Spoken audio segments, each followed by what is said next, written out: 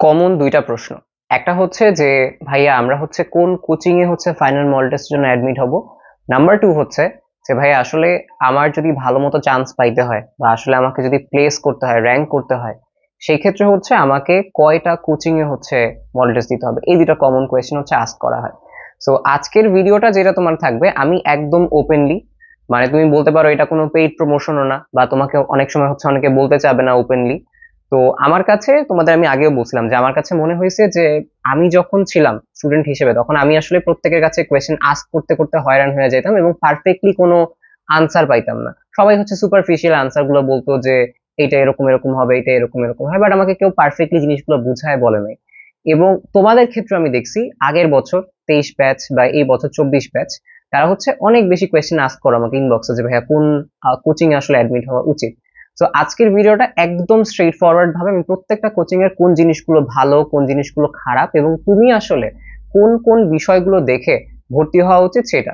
এবং এখানে কিন্তু আমি তোমাকে বলি, এখানে জিনিসটা হচ্ছে সম্পূর্ণ আমার যে অবজারভেশন, ঠিক আছে, আমার যে অবজারভেশন, পাশাপাশি আমি কিন্তু বলি, আমি যে কোনো যখন ভিডিও বানাই সবসময় আমার যেই যদি আমি বলি যে পর্যবেক্ষণ, সেটাও কিন্তু বলি না। আমি যে কোনো ভিডিও বানানোর আগে আমার যে ফ্রেন্ডরা আছে ওরা কি কি এক্সপিরিয়েন্স করছে সবকিছু মিলায় হচ্ছে একটা ডিসিশন দেওয়ার ট্রাই করি। ওকে, সো এটা একটা ঘটনা, এবং আমি এখানে কারো কোনো খারাপও বলতেছি না, কিছু বলতেছি না। তো কেউ যদি হচ্ছে মন খারাপ করে থাকেন, আসলে হচ্ছে আমি জিনিসটা মন খারাপের জন্য বলতেছি না। তো আমি জিনিসটা হচ্ছে যে কোন জায়গায় কিরকম অবস্থা সেটা জাস্ট হচ্ছে আমি আমার যে ছোট ভাই বোনরা আছে তাদের সামনে হচ্ছে প্রকাশ করতেছি। ওকে, বা হচ্ছে তাদের সামনে একটু দেখানোর জন্য চেষ্টা করতেছি, ওকে, যেন মানে কারোর জন্য সমস্যা না হয়। আবার সবাই তো হচ্ছে তোমরা সব কোচিং অ্যাডমিট হইতেও পারো না, এবং অ্যাডমিট যখন তুমি দেখতে যাবে তখন একটু বেশ প্যারায় পড়ো। সো আমি বেশি কথা বলবো না, আমার কাছে তিনটা কোচিং এরই তোমার হচ্ছে কোয়েশ্চেন আছে। এবং আমার টাইমে হচ্ছে আলহামদুলিল্লাহ আমি তিনটা কোচিং এ আসলে এক্সাম গুলো কেমন হয় এক্সপিরিয়েন্স করার সুযোগ পাইছিলাম। নট লাইক আমি সব কোচিং এ এক্সাম দিছি। ওকে, সব কোচিং এক্সাম দিছি বলতে টানা এক্সাম অ্যাটেন্ড করছি। ওকে, সো প্রথম কথা হচ্ছে কোন কোচিং এ অ্যাডমিট হবে। আমরা তিনটা নর্মালি অফলাইন কোচিং এর কথা খুব বেশি জানি, সেটা হচ্ছে উন্মেষ, মেডিকো অ্যান্ড দেন হচ্ছে রেটিনা। তো আমি যখন বলি তুমি যে কোনো কোচিং চুজ করো, এটা হচ্ছে ফুল মেডিকেল কোর্স হোক কিংবা ফাইনাল মডেল টেস্ট হোক, যে জিনিসটা তোমাকে দেখতে হবে সেটা হচ্ছে সবচেয়ে বাসার কাছে কোনটা। ওকে, বাসার কাছে কোনটা, এটা একটা ইম্পর্টেন্ট ইস্যু। যেমন তুমি যদি বলো যে তোমার কাছে মনে করো বাসা থেকে 1 কিলো দূরে হচ্ছে উন্মেষ, রেটিনা বা মেডিকো আছে মনে করো, তো তোমার কাজ হবে হচ্ছে 1 কিলো। আর যদি তুমি চিন্তা করো তোমার বাসার 1 কিলো দূরে হচ্ছে উন্মেষ আছে শুধু, ফাইনালি মনে করলাম, আর রেটিনা বা মেডিকো তোমার বাসা থেকে মনে করো 4 কিলো 5 কিলো দূরে আছে, মানে বুঝছো যে একটায় তোমার সময় কম লাগতেছে যাইতে, আরেকটায় অনেক বেশি সময় লাগবে যাইতে। বুঝতে পারছো? এরকম যদি কন্ডিশন হয়, সব সময় যে কোনো কোচিং এর জন্য ট্রাই করবা হচ্ছে সবচেয়ে বাসার কাছে।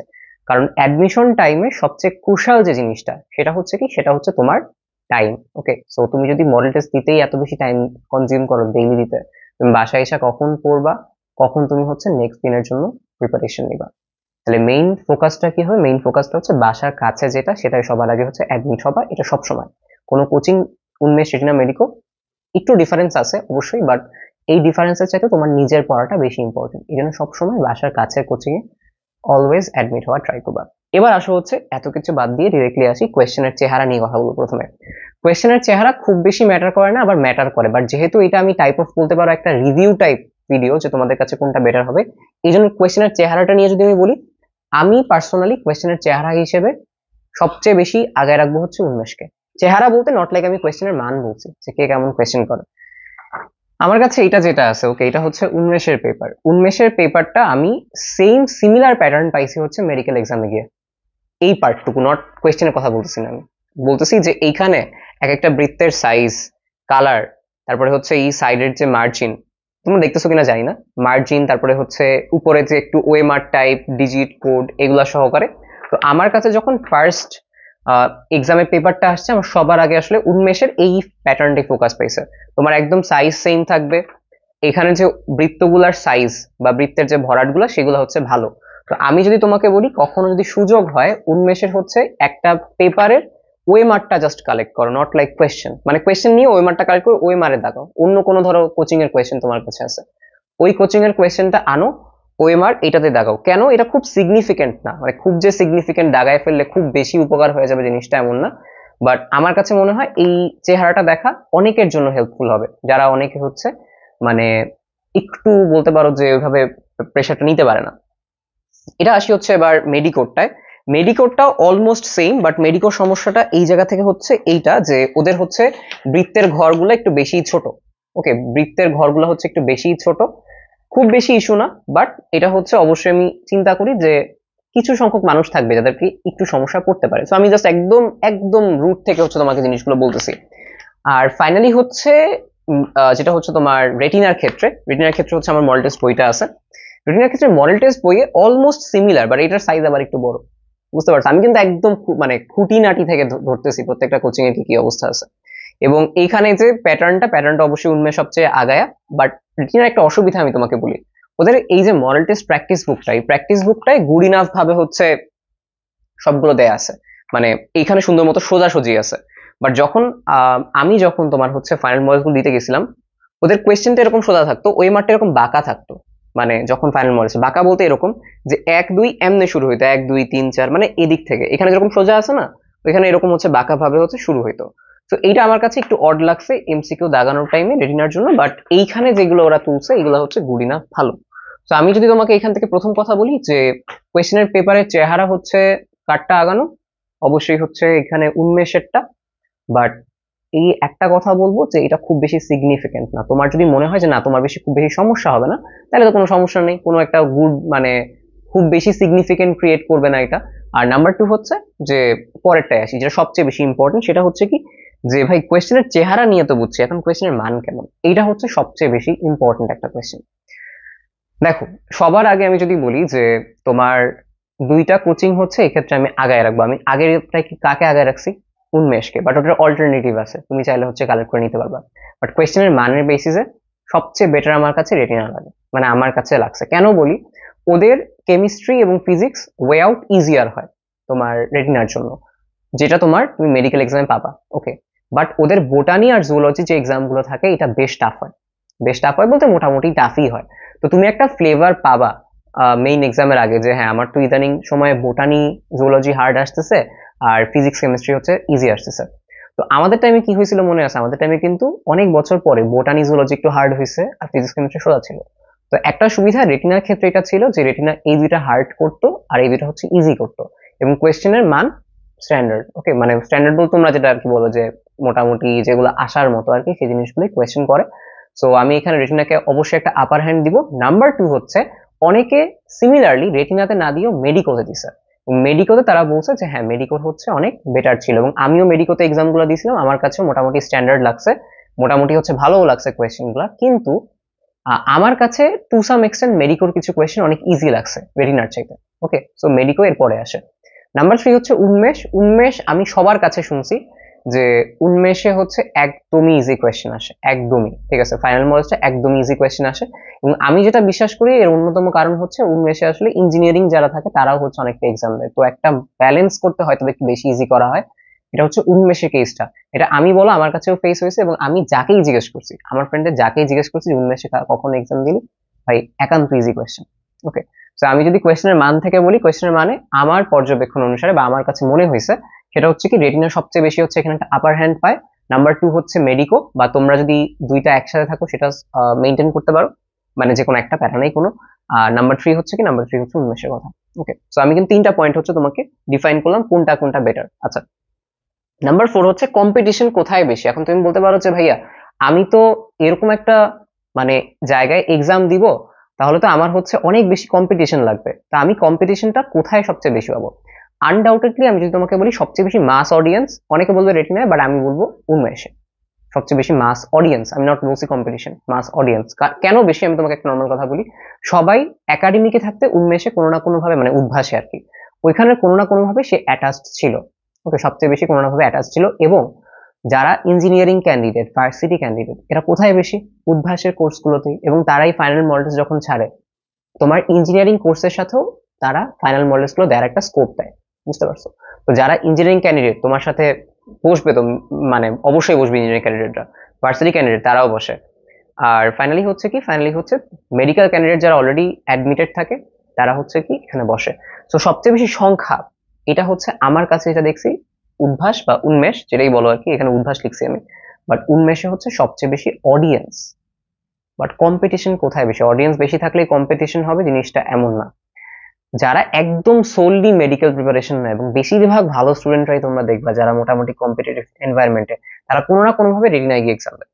ওকে, সো সবচেয়ে বেশি কম্পিটিশন আমার কাছে, কম্পিটিশন লাইক এখানে যদি সংখ্যা একটু কমও হয় উদ্ভাসের চাইতে, কিন্তু এখানে আসলে বেশি ভালো স্টুডেন্ট, লাইক তোমার চিন্তা করো 1.5 লাখ এক্সাম দিবে, বাট 1.5 লাখের সাথে কিন্তু কম্পিটিশন না, কখন চিন্তা করবো না।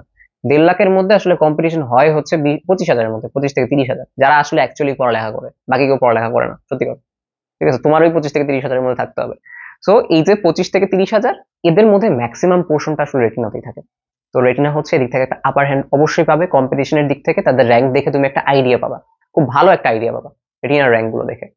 নাম্বার 3 হচ্ছে মেডিকো। মেডিকো হচ্ছে বাট তুলনামূলক মেডিকো তোমার হচ্ছে উন্মেষ রেটিনার সাথে একটু হচ্ছে পিছিয়ে আছে কম্পিটিশনের দিক থেকে, কারণ স্টুডেন্ট আলহামদুলিল্লাহ অনেক ভালো, অনেক বেশি, বাট তারপরে হচ্ছে তাদের কম্পিটিশনটা বা স্টুডেন্টের সংখ্যা যদি আমি একটু বলি, সেটা হচ্ছে রেটিনা বা উদ্ভাসের সাথে একটু কম। ওকে, সো এটা হচ্ছে তাদের ইস্যুগুলো। আমি কিন্তু ফাইনালি একটা রিভিউ দিব তোমাদের। ওকে, সো এটা নিয়ে কোনো সমস্যা নেই। আমি প্রথমে প্রত্যেকটা জিনিস ভাঙায় ভাঙায় বলতেছি আসলে কি কি হয়েছে, কি কি আসলে দেখছি আমি। যেরকম আমি তোমাকে বলি, সেম অ্যামাউন্ট অফ এক্সাম বা সেম টাইপের এক্সামের মার্কস যদি আমি মেডিকোতে পাইতাম, সেখানে ধরো আমার র্যাঙ্ক যদি আসতো ধরো 48 বা 50, সেম মার্কসে আমার রেটিনার র্যাঙ্ক আসতো হচ্ছে 190 বা 200। বুঝতে পারছো? সো এরকম একটা ইস্যু তোমার ছিল। সো আমি কম্পিটিশন নিয়ে কথা বলছি, উদ্ভাস রেটিনো মেডিকার মধ্যে সবচেয়ে বেশি কোনটা? রেটিনো, দেন হচ্ছে উদ্ভাস, দেন হচ্ছে মেডিকো। বাট উদ্ভাস তুমি বুঝতেছো যে এখানে অডিয়েন্স বেশি। ওকে, সো ইম্পর্টেন্ট কোয়েশ্চেন, সেটা হচ্ছে কয়টা অ্যাডমিট হবো। এটা ডিপেন্ড করে তোমার ক্যালিবার অনুসারে। ক্যালিবার অনুসারে, ওকে, ক্যালিবার বলতে তুমি যদি একান্ত টপার হও, টপার হইলে যে তুমি 3টা অ্যাডমিট হবে এমন না। টপার হয়ে 3টা অ্যাডমিট হলে যদি মেনটেন না করতে পারো, ধরা খাবা একটা, সোজা সোজাই, একদম সোজা কথা। সো তোমার কি করতে হবে, তুমি ধরো টপার হইছো, তোমার অলরেডি যখন এক্সাম গুলো মেনটেন করতে পারতেছো রুটিনের সাথে, এবং তারপরে তোমার হচ্ছে রিভিশন হয়েছে, এবং তুমি জানো যে আচ্ছা আমার মোটামুটি রিভিশন হয়েছে, আমি অলরেডি কনফিডেন্ট, এখন শুধু আমি এক্সামে অ্যাপিয়ার করে ভুলগুলো আইডেন্টিফাই করব, একটু পড়বো, এরকম অবস্থায় থাকলে তুমি হচ্ছে 3টায় মন চাইলে 3টায় হও, 4টায় হলে 4টায় মন চাই হও, অনলাইনে হোক অফলাইনে হোক, যেই জায়গায় মন চায় সেই জায়গায় হোক, কোনো সমস্যা নেই। ঠিক আছে, মেইন কথা হচ্ছে সব যে আবার এক্সাম দিতে হবে এমন না। ধরো তোমার কাছে মনে হয়েছে যে না, আমার ভাইয়ের কাছে শুনছি রেটিনার বোটানি জুলজি ভালো, তাহলে আমি রেটিনায় অ্যাডমিট হইলাম, তারপর হচ্ছে আমি বোটানি আর জুলজিতে এক্সাম দিলাম, জাস্ট দ্যাটস ইট।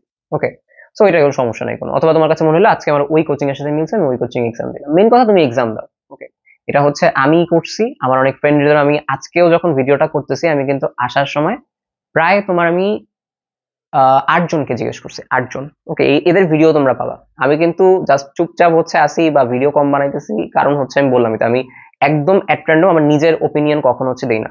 আমি যে কোনো ভিডিও করার টাইমে মানে সবারটা হচ্ছে বলার ট্রাই করি। আচ্ছা, সো এদের কাছ থেকে নেওয়ার পরে তারাও যেটা বলছে, তারা কিন্তু সব জায়গায় দেয়নি। যখন আমার একটা ফ্রেন্ড, ও হচ্ছে ন্যাশনাল মেরিট ছিল 9 আমাদের টাইমে, তো ও হচ্ছে বলছে ও সবচেয়ে বেশি এক্সাম দিছে রেটিনায়, দেন হচ্ছে ও মেডিকোতে মাঝে মধ্যে গেছে, মাঝে মধ্যে যায়নি, মানে বেশিরভাগ এক্সাম দেয়ই নাই। উদ্ভাসে বলছে 2 দিন যাওয়ার পরে দেখছে কোয়েশ্চেন একদম সোজা, বলছে আমি না পড়ে গেলে 95 পাই। তো ও পরে আর এখানে কন্টিনিউ করে নাই। তো ওর হচ্ছে এরকম একটা কথা ছিল। আমার রোলমেট যে রোল, মানে আমার হচ্ছে রোলমেট হচ্ছে রোল 30, আমি 29, যদি আমি 30তম ছিলাম, বাট রোল তো চেঞ্জ হয়েছে আর কি। তো আমার রোলমেট যে রোল 30, ও শুধুমাত্র ভালো মতো মেডিকোতে এক্সাম দিছে, মাঝে মধ্যে রেটিনায় দিছিল, উন্মেষে ভাবে দেয় নাই। বুঝতে পারছো? সো এটা হচ্ছে তোমার ক্যালিবার অনুসারে ডিপেন্ড করে। আমারও ওরকম 3 ভাবে আমি আসলে ট্রাই করছি। কিন্তু তোমার কি এখন টপার হইতে হলে বা অন্য কিছু করতে হলে একাধিক জায়গায় এক্সাম দিতে হবে? কোয়েশ্চেনটা কি এইটা? আনসার হচ্ছে না। আনসার কি? আনসার হচ্ছে না। কেন বলতেছি? ধরো তোমার পড়া এখন একটু বাকি আছে, এবং তুমি বুঝতেছো যে না, আমি একটা জায়গায় মেনটেন করতে পারতেছি না, তাহলে তোমার প্রথম কাজ হচ্ছে ওই একটা জায়গায় মেনটেন করার ট্রাই করা। তুমি যদি ধরো আমার রুটিনটা এভাবে সাজাবো, আমি রিভিশনের একটা ভিডিও দিব, সমস্যা নেই, খুব গুছানো একটা ভিডিও দিব। ওকে, জাস্ট মানে সবার এক্সপিরিয়েন্স নেওয়ার পরে।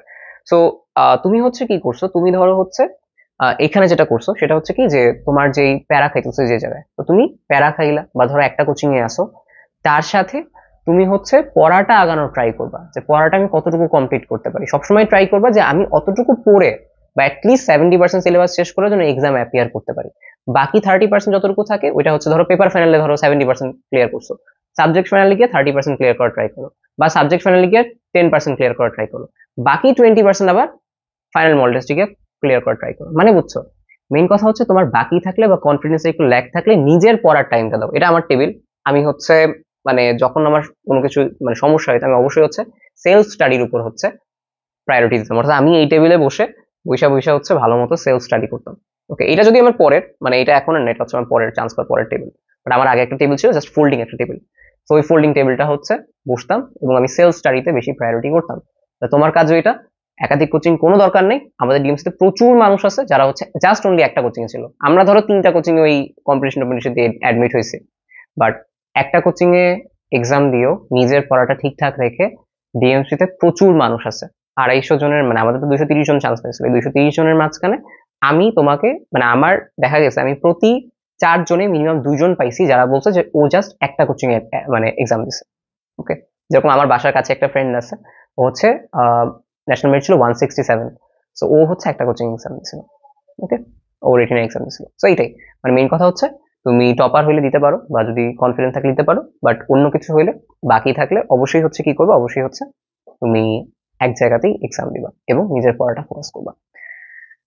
রাইট নাও যেটা বললাম, নিজের রিভিশনটা হচ্ছে কি করতে হবে, নিজের রিভিশনটা ঠিক রাখতে হবে। অ্যান্ড ফাইনালি ফ্রি এক্সাম সব জায়গায় দিতে হবে। আমি তোমাকে এক্সামগুলোর নাম বলি, এটা শুনবা, যারা জানো না তারাও হচ্ছে শুনে রাখো। সেটা হচ্ছে যে উন্মেষ একটা এক্সাম নেয় ঠিক মেডিকেল এক্সামের আগে আগে, মেডিকেল সম্ভাবনা পরীক্ষা। ওকে, এটা দিয়ে ওরা স্টুডেন্ট কালেক্ট করে, অনেক কিছু হয়, সমস্যা নেই। বাট মেডিকেল সম্ভাবনা পরীক্ষায় মোটামুটি সারা বাংলাদেশে প্রচুর মানুষ হচ্ছে এক্সাম দেয়।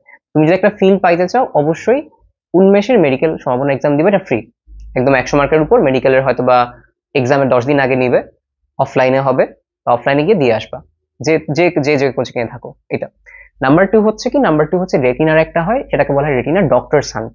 এটা দেওয়ার ট্রাই করবে। এবং মজার ব্যাপার বলি, রেটিনা ডক্টর সান্টে আমার মার্কস ছিল 85 এক্সামের আগে, এবং আমি মেইন অ্যাডমিশন টেস্টেও 85 পাইছিলাম। ওকে, সো এই জন্য খুব ভালো লাগছিল যে না, এটা মোটামুটি ভালো ছিল। সো এটাই রেটিনার এটা। আর মেডিকো মাঝে মধ্যে অ্যারেঞ্জ করে, এটা হচ্ছে অ্যাসেসমেন্ট টেস্ট, বা এটা শুধুমাত্র ওদের স্টুডেন্টদের জন্য মাঝে মধ্যে ওপেন করে, দেখছিলাম অনেকে হচ্ছে এক্সাম দেয়। তো ওইটা, তো এই 3টা এক্সাম থাকবে। অবশ্যই অনলাইনের এক্সাম গুলো দিবা, অনলাইনে যে ফ্রি এক্সাম গুলো থাকবে তোমার ওপেন, সেগুলোও দিবা, কারণ সেগুলো হচ্ছে একটা কম্পিটিশন যাচাই করে। ওকে, তাহলে আমি মোটামুটি তোমাকে প্রত্যেকটা জিনিস হচ্ছে গুছায় বলছি, যে তোমাকে হচ্ছে মানে কোন জায়গায় কয়টা কোচিং, কম্পিটিশন, কোয়েশ্চেনের মান, এবং হচ্ছে কোয়েশ্চেনের চেহারা থেকে শুরু করে যা যা আছে সবগুলা। এবং এই ক্ষেত্রে এখন আমি তোমাকে ফাইনাল ডিসিশনটা দেই। ফাইনাল ডিসিশনটা কি হবে, যদি তুমি অলরেডি হচ্ছে অ্যাডমিট হয়ে থাকো এবং তোমার কাছে যদি এখন মনে হয় যে ভাই আমি একটু ফাইন্যান্সিয়ালি প্যারা খাবো আসলে অন্য জায়গায় অ্যাডমিট হইতে, অবশ্যই হওয়ার দরকার নেই। ঠিক আছে, তুমি যদি উন্মেষে থাকো, কোয়েশ্চেনের মান যেহেতু আমি উন্মেষের কথাই বলছি, একটু মোটামুটি সহজ হয়, তারপর উন্মেষেই থাকবা। তুমি যে কাজটা করতে পারো, তুমি হচ্ছে কোয়েশ্চেন কালেক্ট করে রাখতে পারো অন্য কোচিং এ, ওইটা বেশি হচ্ছে কস্টিং হবে না, তো তোমরা ওটা কালেক্ট করে দেন এক্সাম দিতে পারো। কম্পিটিশন নিয়ে টেনশন করার কোনো কারণ নেই, বাট নিজের পড়াটাই ফোকাস দাও। ওকে, যাদের এরকম সমস্যা আছে অবশ্যই, যেহেতু তুমি একটু এই জায়গা থেকে একটু প্যারা খাবা, বাট সেই জায়গা থেকে কি করতে হবে তোমার, যদি তুমি ফাইন্যান্সিয়ালি প্যারা খাও, তোমার নিজের চেষ্টাটা বাড়াইতে হবে। ওকে, নিজের চেষ্টা যত বেশি বাড়াবে, তাহলে তুমি যে কোনো কন্ডিশনে থাকুক না কেন পারবা। ওকে, তো এই হিসাবে ইনশাল্লাহ আমরা সবাই তোমার হচ্ছে পাশে আছি। ওকে, সো মেইন কথা নিজে পড়তে হবে যারা এরকম সমস্যা করতেছো। নাম্বার 2 হচ্ছে যারা অলরেডি হচ্ছে দূরে অন্য কোচিং গুলা, তাহলে বাসার কোচিং এ অ্যাডমিট হবা, এটা নিয়ে কোনো ডাউট নেই, কারণ আমি সবসময় ভালো কোচিং বা মানের কোচিং এর সাথে বাসার কাছের কোচিং অলওয়েজ প্রেফার করি এই 3টার মধ্যে। নাম্বার 2। নাম্বার 3 হচ্ছে কি, নাম্বার 3 হচ্ছে যে তুমি মনে করো হচ্ছে এখন যদি তোমার মানে বাকিগুলো আসলে হয়ে যায় বা কোনো সমস্যা না থাকে, পড়ালেখা ঠিকঠাক থাকে, তাহলে তুমি অন্য কোচিং এ অ্যাডমিট হতে পারো। এবং অন্য কোচিং এ অ্যাডমিট হওয়ার ক্ষেত্রে সাজেস্ট করবো যে রেটিনায় আছো রেটিনায় থাকো, আর যে মেডিকোতে আছে মেডিকোতেই থাকো। আর যদি কেউ উন্মেষ বা অন্য কিছু থাকো, চাইলে তুমি রেটিনা বা মেডিকোর কোয়েশ্চেন এক্সাম দিতে পারো। বিশেষ করে কম্পিটিশন ভালোর জন্য রেটিনায় দিতে পারো, গুড ইনাফ অফলাইনে দেওয়ার মতো। ওকে, এটা। আর এই এই হচ্ছে তোমার কথা। আশা করি হচ্ছে যে যেই কোচিং এ আসো ওই কোচিং এ থাকো, কোনো হচ্ছে সমস্যা নাই।